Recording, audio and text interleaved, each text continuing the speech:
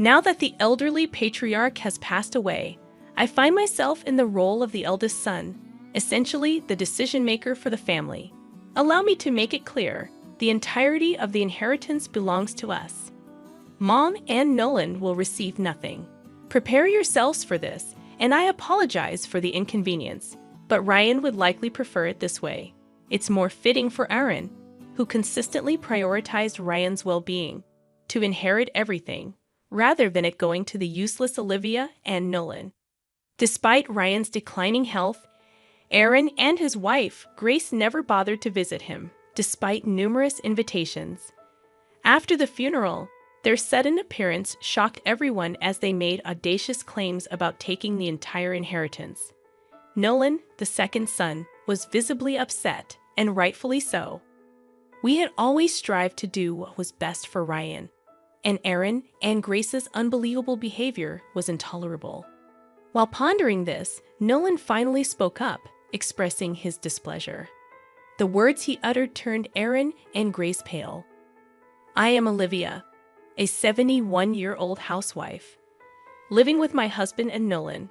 Ryan, as the second son of a major corporation-owning family, did not take over as CEO, but still had substantial assets.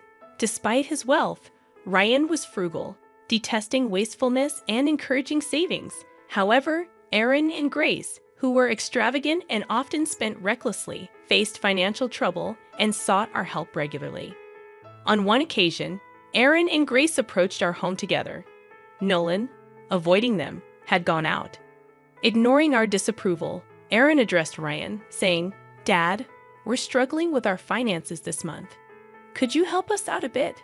Ryan, frustrated with their reckless spending, frowned. Grace chimed in, attempting to persuade Ryan, "You know, we have Colton too. He's about to enter high school and wants to go to a prestigious private school. But private schools are expensive, right? Colton's your beloved grandson. Maybe you could help a little." Their audacious request, despite needing help, astounded us.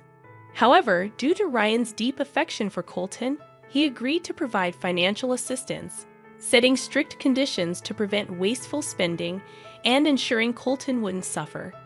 Aaron and Grace, aware of Ryan's soft spot for Colton, exploited it, using him as a reason to secure the financial support they sought.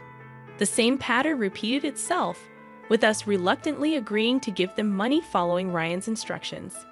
I transferred a reasonable sum to Aaron and Grace's account, hoping for a positive change in our lives. However, our efforts seemed futile. More misfortune struck when Ryan collapsed, prompting Nolan to call an ambulance. Ryan was diagnosed with advanced cancer, and the treatment offered no guarantees. Devastated by this news, we resolved to support Ryan until the end. I visited the hospital daily, while Nolan, despite working, spent his days off by Ryan's bedside. Yet despite his deteriorating condition, Aaron and his family never visited. Ryan grew increasingly weary and longed to see Colton, whom he adored. Unable to bear seeing Ryan so lonely, I contacted Aaron and Grace, requesting them to visit with Colton. However, they responded dismissively, stating it was a hassle and never showed up. Ryan's battle with cancer lasted about a year, taking a heavy toll on him. After a long struggle, Ryan passed away, leaving an indescribable void. Nolan supported me, even though he must have been hurting too. Despite being overwhelmed with grief, I couldn't help with the funeral arrangements. Aaron and Grace never offered assistance, remaining heartless even in the face of Ryan's death. Ryan's funeral, a quiet affair attended by close family and friends, saw no sign of Aaron and Grace. After the funeral, as Nolan and I placed flowers and sympathy cards on the altar, the doorbell rang. We exchanged glances, realizing it was Aaron and his family. Colton's presence, after such a long absence, felt strange. Aaron casually mentioned they couldn't make it to the funeral due to a family trip they had planned. Grace and Colton followed him into the living room, their audacity astonishing us. Apologetic words seemed insincere, and their lack of empathy hurt deeply. I was even more taken aback when Aaron uttered something unbelievable. Now that the old man's gone, as the eldest, I'm pretty much in charge. Listen up, the entire inheritance is ours. Mom and Nolan get nothing, just so you know, he declared confidently. In disbelief, I blurted out, sorry about this, but Ryan would be happier this way. It's better for the inheritance to go to Aaron, who always considered Ryan first, than to useless Olivia and Nolan. Aaron and Grace's outrageous claims stunned me. After leaving everything to us and enjoying their easy life, they now showed up to claim Ryan's inheritance. I couldn't bear the thought of even a part of the inheritance ending up in Aaron and Grace's hands. While we were struggling with this dilemma, Nolan suddenly spoke up, flipping the situation. I've been thinking, Colton doesn't really look like Aaron, Nolan stated. Everyone, including Aaron's family and myself, was shocked by this statement. Now there's no time for this, Nolan. What are you saying? Colton is definitely Aaron's child. He just takes after me. Grace reacted strongly to Nolan's casual remark. Her face turned pale, as if a taboo subject had been broached. Why are you so flustered? I just mentioned it casually because I was curious. Also, Colton doesn't seem to resemble Grace either, or is it just me? Nolan suggested. As we took a closer look at Colton's face, he didn't seem to resemble Nolan or Grace, especially since Grace claimed he looks like me, which didn't seem quite right. Aaron, apparently thinking the same, turned pale and glared at Grace. Are you accusing me of cheating? Could Colton not be my son? Aaron said, grabbing Grace by the collar.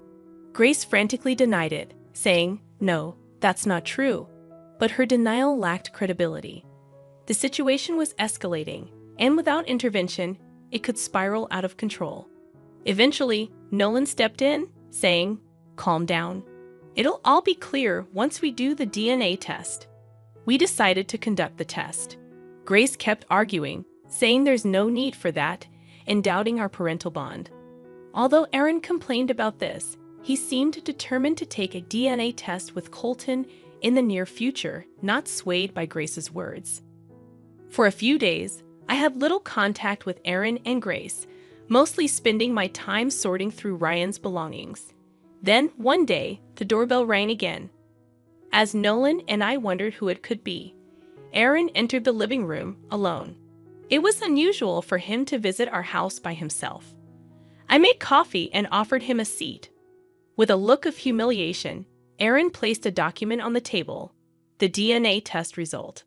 It stated that there was no paternal relationship between Colton and Aaron.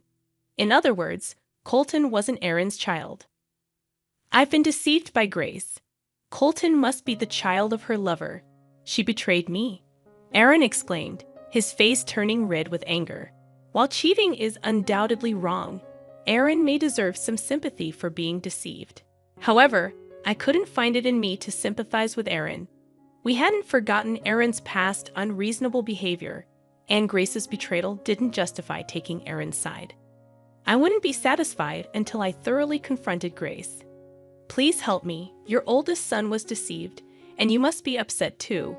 We need to unite as a family now, Aaron pleaded, taking her hands. Still, I couldn't bring myself to cooperate with Aaron, and my feelings were cooling even more.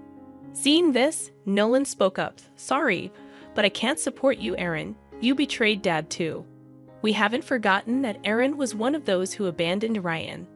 If he had supported Ryan, then maybe his loneliness would have been lessened. Thinking of this, I couldn't easily forgive Aaron.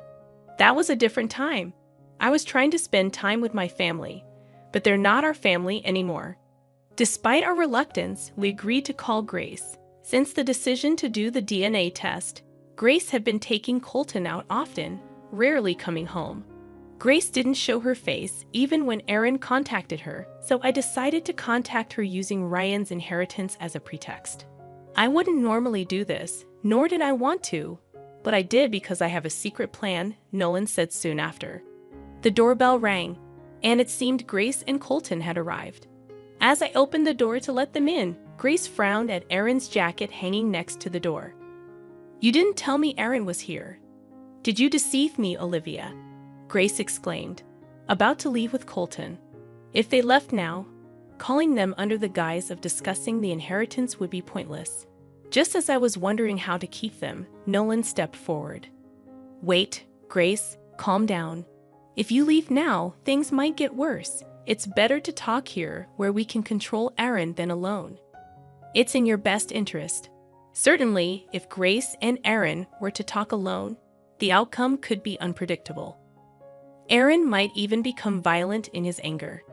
In such cases, probably only Nolan could restrain him. Convinced by Nolan's reasoning, Grace and her family entered the house. As they passed through the living room door, Aaron glared at them.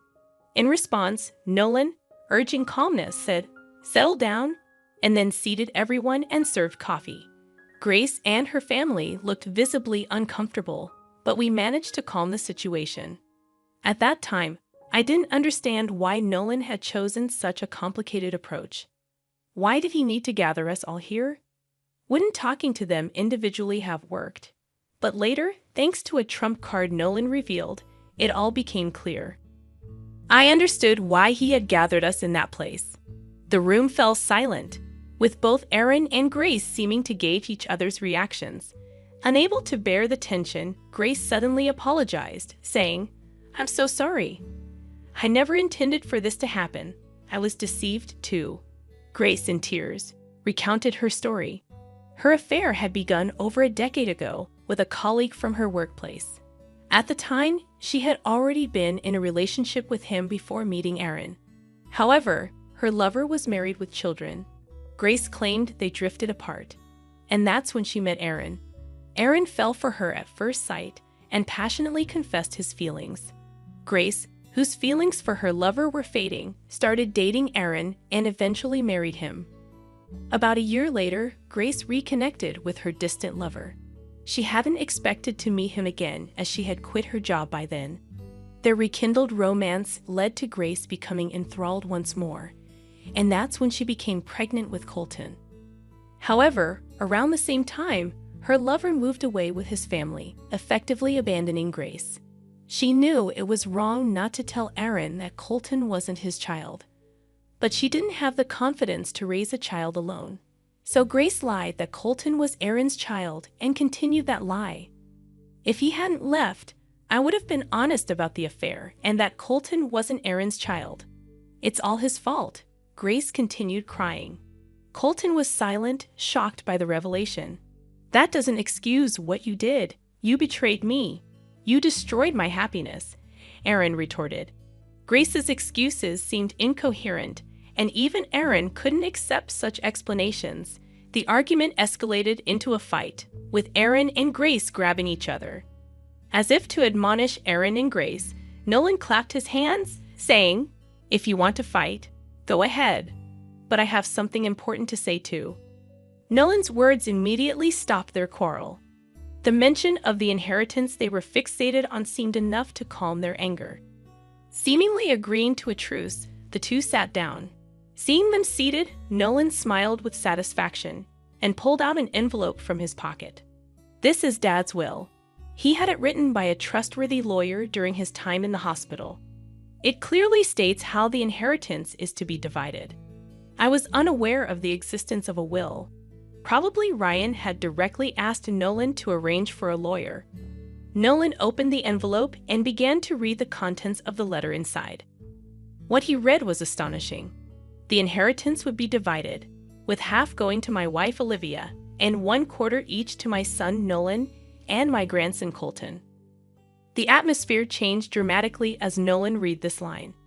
Aaron turned pale, exclaiming, "That can't be right." He lunged at Nolan, snatching the will and reading it, his eyes widening to their limits. "How can this be? Why is there nothing for me?" As the eldest son, Aaron had always assumed with certainty that he would receive a larger share of the inheritance. Yet hearing that he wasn't allocated even a small part, Aaron couldn't possibly accept it. Disheartened, he slumped to the ground, repeatedly reading the will, hoping for a different outcome.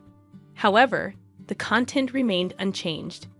Taking the will from Aaron, I reread it to confirm, and it seemed there was no mistake in what Nolan had read. Naturally, Aaron, you and your wife had received substantial support from Dad. Dad was well aware that all the money was being used for your frivolities. That's why he decided not to leave anything for you. Nolan spoke calmly. Ryan's secret trump card had indeed managed to plunge Aaron into despair. By the way, I've already informed your parents, as per Dad's instructions, that the portion of the inheritance going to Colton will be temporarily held by your parents. So it's better not to think you can misuse Colton's inheritance, Nolan continued. Aaron was left questioning how this could be. It seemed that Nolan and Ryan had carefully acted to prevent selfish wastage. In that case, surely the portion allocated to Colton would be used for his future. Ryan had been concerned about Colton until the end. The two issues that surrounded us, Grace's infidelity and Ryan's inheritance, were finally resolved. We no longer needed to devote time to Aaron and Grace. After the discussion, Aaron's family returned home, looking dejected. The next steps were for them to discuss among themselves. As expected, Aaron and Grace ended up divorcing. We who had heard Grace's confession that day became undeniable witnesses, and Aaron demanded substantial compensation from Grace. Further disputes arose over the custody of Colton, as both wanted sole custody, knowing that Colton would eventually secure the inheritance. Myself, Nolan, and Grace's parents intervened in the negotiations. Eventually, it was decided that Colton would stay with Grace's parents until he came of age. Once the divorce was finalized, Aaron started visiting our house frequently, saying, "Let's live together." Feeling unable to accept him as family after all had transpired, we moved out, almost fleeing from Aaron. We changed our contact details, making it unlikely for Aaron to reach us. Grace, for her part, seems to be having a tough time. From what I've heard, her parents are furious over the incident. They paid the compensation, but until she repays it in full, she's not even allowed to see Colton. Meanwhile, we are living a happy life, following Ryan's philosophy. We carefully save the inheritance we received and make sure not to squander it, even though we have money. Since then, Nolan has been working diligently and was recognized for his abilities. John from B asked him, "Why don't you come to work for our company?" So he changed jobs, and now he seems to be an executive at the company where John is the CEO. I still consider Colton my grandson despite everything that happened, so I asked Grace's parents if I could visit him. He recently got into his first choice high school, so we celebrated by going out for a delicious meal. The incident with Aaron and Grace remains a deep emotional scar, but it also taught us the importance of relationships. I will use this lesson to live my life going forward.